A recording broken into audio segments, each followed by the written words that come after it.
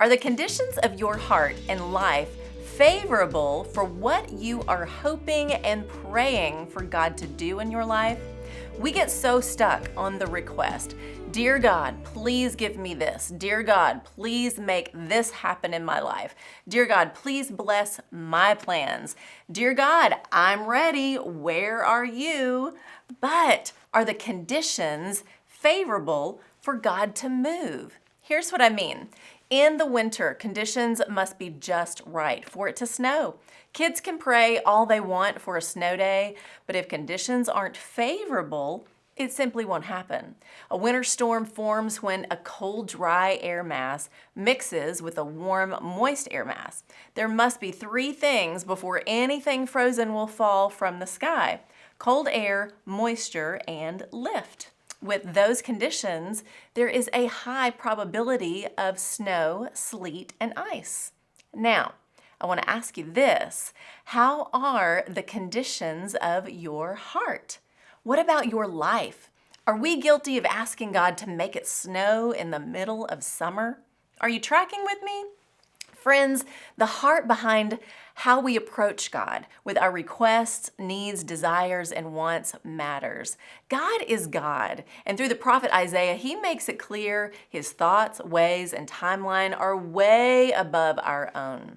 Also, God is always at work and on the move, even in seasons we feel he is silent. He loves us. He never leaves us, and he is always at work. Jesus said in John 5:17, "My Father is always at his work to this very day, and I too am working." So, just because we don't see what we want to see when we want to see it, God sees and knows, and his way is always best.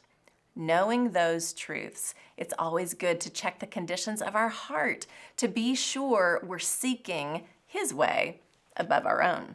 Here are three conditions that will lead to a high probability of peace for your heart as you discover God's will and plan for your life. First, do you know Jesus? Does your heart belong to him? That's the most important thing. John 14:6. Jesus answered, "I am the way and the truth and the life. No one comes to the Father except through me." Give your heart to God by grace through faith in Jesus, and as you seek his way, your heart will then be open to listen and hear his voice. Second, is your heart and mind focused on Jesus, daily being renewed by truth? The world wants you to believe you are God, and what you want, you deserve. Set your heart on what is true and what leads to life. Romans 12:2. Do not conform to the pattern of this world, but be transformed by the renewing of your mind. Then you will be able to test and approve what God's will is, his good, pleasing, and perfect will. This condition is vital to seeing above your circumstance, broken dreams and desires, to be open to see God move in his way, his timing, and for your good. And third, are you willing to lay down your request, your need, your deep desire, trusting God with it? Only then can you truly say, "Blessed be your name, O God," no matter what may or may not come. Jesus is the perfect example for us. Luke 22:41.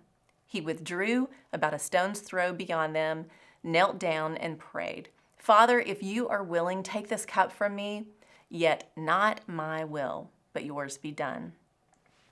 The conditions of our heart must be in a place where we know Jesus, we're being renewed daily with truth, and our heart is willing to say with a thankful heart, "Lord, not my will, but yours be done."